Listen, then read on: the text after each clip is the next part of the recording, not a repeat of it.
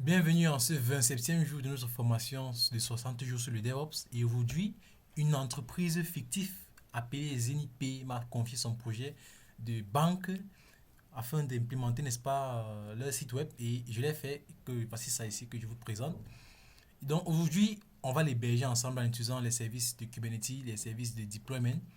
Et en fait, donc c'est ça que j'ai ici. Vous allez voir, j'ai fait un port forwarding dessus. Et voici la structure des dossiers. Déjà, nous sommes au jour 27, n'est-ce pas? Le dossier jour 27. Donc, si vous clonez ce projet, si vous voulez, n'est-ce pas, avoir ces mêmes fichiers, allez sur mon repository et le lien est juste en description. Et, n'est-ce pas, ouvrez le jour 27, vous allez voir tous ces fichiers-ci. On a ici, n'est-ce pas, le fichier index.html que j'ai ici, n'est-ce pas? Et c'est exactement ça que nous avons ici. Ensuite, on a, n'est-ce pas, c'est une application Flask. C'est grâce à Flask que nous parvenons, n'est-ce pas, à lancer cette application. Et ici, n'est-ce pas, vous allez voir, nous sommes sur la route de mai et on a la fonction Home. Et ici, on a, n'est-ce pas, if name, n'est-ce pas, pour lancer l'application et autres. Ensuite, qu'est-ce qu'on a ici? J'ai une petite description pour nous aider, n'est-ce pas, à comprendre le deployment de manière plus détaillée. Ensuite, qu'est-ce que j'ai ici? J'ai euh, le deployment en question même, le deployment.yml, et n'est-ce pas, le deployment.md va nous permettre, n'est-ce pas, va nous permettre d'expliquer en fait tout ça. Ensuite, on a le Dockerfile pour créer, n'est-ce pas, l'image de notre application, et ensuite on a le requirement pour notre application. Alors, si vous ne me connaissez pas, moi c'est Christian Docmo et je suis ingénieur logiciel spécialisé dans le DevOps, le machine learning et ainsi que le software engineering. Alors, déjà, commencez par liker, laissez un pouce parce que cette vidéo, n'est-ce pas, sera du wow. Donc, déjà, nous allons commencer. Commençons déjà avec le deployment. Alors, c'est quoi le deployment? Le deployment, c'est une technologie qui va nous permettre de manager les pods. Dans la vidéo précédente, j'ai fait une vidéo qui parlait des pods et les pods, n'est-ce pas, lorsque tu supprimes un pod, ce pod ne se recrée pas automatiquement. Alors qu'avec les deployments, quand tu supprimes un deployment, tu supprimes un poste à l'intérieur d'un deployment, ce poste-là va s'auto-créer. Et ça, nous allons la voir dans cette vidéo. Mais avant de passer à la pratique, faisons un peu de théorie pour que vous puissiez bien comprendre. Alors, je vais vous expliquer la structure d'un fichier deployment que j'ai ici devant moi. Par exemple, nous allons commencer avec le API version. Vous savez très bien que Kubernetes a une API, n'est-ce pas, pour communiquer entre le cluster et, n'est-ce pas, et la console. Et cette API-là a une version. Et la version la plus stable actuellement, c'est la version apps v1. Et c'est ça que nous utilisons ici. À chaque fois que nous allons aussi faire des fichiers comme celui-ci, on va préciser c'est quel type de fichier que nous sommes en train de... C'est quel type de service que nous sommes en train de vouloir exploiter. Ici, c'est le deployment. Donc, c'est le kind, n'est-ce pas? Kind deployment. Et si vous regardez, peut-être la fois passée, j'ai fait une vidéo. Ici, c'était le port, n'est-ce pas? Ici, c'était le port. Dans le kind, ici, c'était port. On a plusieurs types. Ici, on a le kind port, on a le service, on a le config map, on a le secret, n'est-ce pas? Alors, nous allons continuer avec le prochain élément. Ici, on a le metadata. Le metadata, c'est trop simple. En fait, c'est juste pour dire que c'est quoi le nom de ce deployment. Ici, c'est quoi? C'est Flask deployment. Ensuite, on a le spec. Donc ici, on a le metadata, n'est-ce pas? En fait, c'est un unique identifier. Donc ça veut dire que il n'y a pas deux deployments qui peuvent avoir le nom de Flask deployment, tout simplement. OK? Ensuite, on a le spec. Le spec, en fait, c'est pour dire specification. Qu'est-ce que nous sommes en train de spécifier? Qu'est-ce qu'on veut créer exactement à l'intérieur de notre deployment? Donc, à l'intérieur de notre spec, vous allez voir, généralement, on va définir nos réplicas. On veut combien de réplicas? On veut 3 réplicas. On va définir ici le selector. On va définir ici le template. Qu'est-ce qu'on veut exactement? Dans l'intérieur de notre template, déjà, il faut savoir qu'on a la structure exacte d'un pod. Donc, si je regarde ça, vous allez voir, ici, on a metadata, on a spec, on a containers. Si je rentre sur notre pod, n'est-ce pas? Ici, vous allez voir, on a la même chose. On a metadata, on a spec, on a containers et ainsi de suite, n'est-ce pas? Donc, sachez que les deployments, c'est pour manager les pods. Donc, c'est pour ça qu'à l'intérieur du template, on a, n'est-ce pas, la structure exacte d'un pod. Super. Alors, on va continuer. Les répliques, c'est juste pour dire combien de pods est-ce que mon application doit avoir. Combien de pods. Par exemple, si je vous montre ici, je fais ici un cube CTL. Je dis ici get pods. Vous allez voir, j'ai jusqu'à 6 ports. Donc ça veut dire que ce deployment a jusqu'à 6 ports. Donc ça veut dire que... Oh, désolé. Ça veut dire que si je veux changer, n'est-ce pas, euh, le nombre de réplicas pour mon deployment, pour les ports, je vais juste venir changer à ce niveau-ci, tout simplement. Donc ici, ensuite, on a le selector. Ici, le selector, c'est pour une manière de spécifier quels sont les ports, n'est-ce pas, que ce deployment va manager. Et on est en train de dire ça que, ok, les postes au nom de Flask, n'est-ce pas? Les postes au nom de Flask seront managés par ce deployment. C'est pour ça qu'à l'intérieur, n'est-ce pas, de ce template, n'est-ce pas? À l'intérieur de ce template, je spécifie encore ici Flask. Parce que si ces deux noms ne correspondent pas, notre deployment va considérer que, ok, ce poste, en fait, ces postes-là ne me concernent pas. Par exemple, si je mets ici là, 2 par exemple, ces deux-là ne matchent plus, n'est-ce pas? Il y a plus de match parce qu'il y a les match labels. Et c'est grâce à ces match labels-là qu'on parvient à reconnaître que, ok, ces deux applications-ci, n'est-ce pas? Moi, je manage ceux-ci, moi, je ne manage pas ceux-ci. Donc, c'est grâce à ça. Donc, pour que ça puisse fonctionner, il faut que, n'est-ce pas, ces deux-ci soient la même chose. Et c'est très bien écrit dans ce document. Je pense que je l'ai écrit ici plus bas. Oui, selector. If selector and label don't match, deployments won't manage the posts. Ok? Donc, faites attention à ça. Ensuite, on a tout ce que vous connaissez à l'intérieur du template. On a le metadata, on a le spec, on a les containers, on a le image, on a le port, on a les ressources. En fait, c'est exactement la structure, n'est-ce pas, d'un pod, n'est-ce pas? Donc, si vous avez des questions, n'hésitez pas à écrire en commentaire, n'hésitez pas à laisser un like, n'hésitez pas à vous abonner et aussi n'hésitez pas à activer la cloche de notification pour ne manquer aucune de mes vidéos et aucune des vidéos aussi intéressantes dans ce genre. D'accord? Super. Alors, puisque je vous ai expliqué la structure, n'est-ce pas, d'un deployment, nous allons maintenant passer à la pratique. Puisque j'ai déjà un deployment, si je fais un get pod, si je fais deployment, comme ceci, avec T, ok, deployment, ok. Vous allez voir, on a un seul deployment, le Flask deployment que je viens de vous montrer. Mais pour un début, nous allons déjà commencer par le supprimer. Donc, kubectl, je vais dire delete. Qu'est-ce qu'on veut delete? On veut delete un deployment, n'est-ce pas? Maintenant, c'est quel deployment exactement? C'est le Flask deployment. D'accord? Super. Là, je tape entrée. Ok, là, on dit Flask deployment deleted. Alors, je fais un clear. Et je vous montre comment est-ce qu'on va faire pour créer tout ça. Donc là, je ferme pour qu'on ait un peu plus d'espace. N'est-ce pas? Ok. Comment on fait pour créer un deployment? C'est la même chose avec le pod. Juste que là, on met pod, on met deployment. C'est tout très simple. Je vous montre. Ici, on va dire cube ctl. N'est-ce pas? Apply. Parce qu'on a un fichier. On va dire apply deployments.yml. Comme ceci. Là, je tape entrée. Le deployment a été créé. Donc, si je fais encore un get deployment, vous voyez, j'ai Flask deployment. Ici, là, j'ai quoi? 3, 3, 3, 3. Donc, le ready, c'est 3. Le updated, il y a 3 qui ont été updated et il y a 3 qui sont available. Et ça fait 5 secondes que je les ai lancés. Alors, si je fais maintenant le get ports plutôt, vous allez voir qu'on a jusqu'à 3 ports, n'est-ce pas? Donc, ça, ce sont les ports qui ont été créés par ce deployment.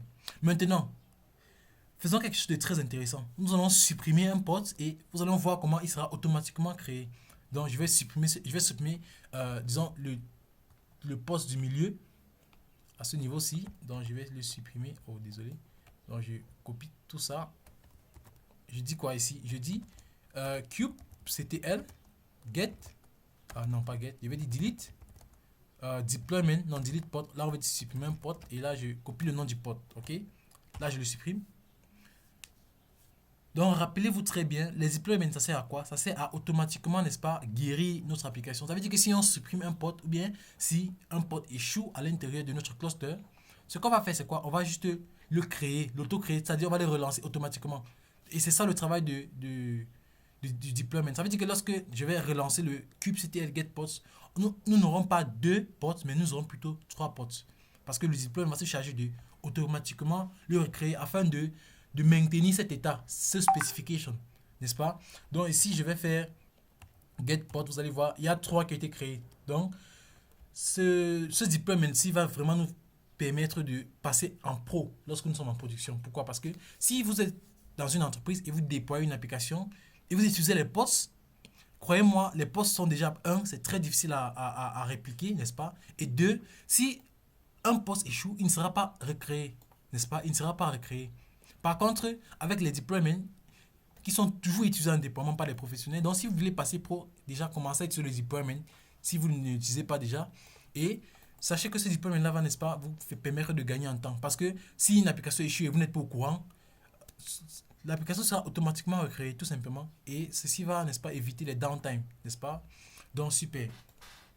Donc, ça, c'est la première chose. Maintenant, il y a la commande pour, n'est-ce pas, describe un Flask deployment. Par exemple, je vais vous montrer. Il y a ici kubectl describe, n'est-ce pas? Qu'est-ce qu'on veut describe? On veut describe un deployment, n'est-ce pas? On veut describe un deployment. Mais maintenant, quel deployment? On va dire le Flask deployment qu'on a créé au début. Super. Ok, j'ai écrit Y. Ok, donc ça, c'est les informations qu'on a, n'est-ce pas, sur notre deployment.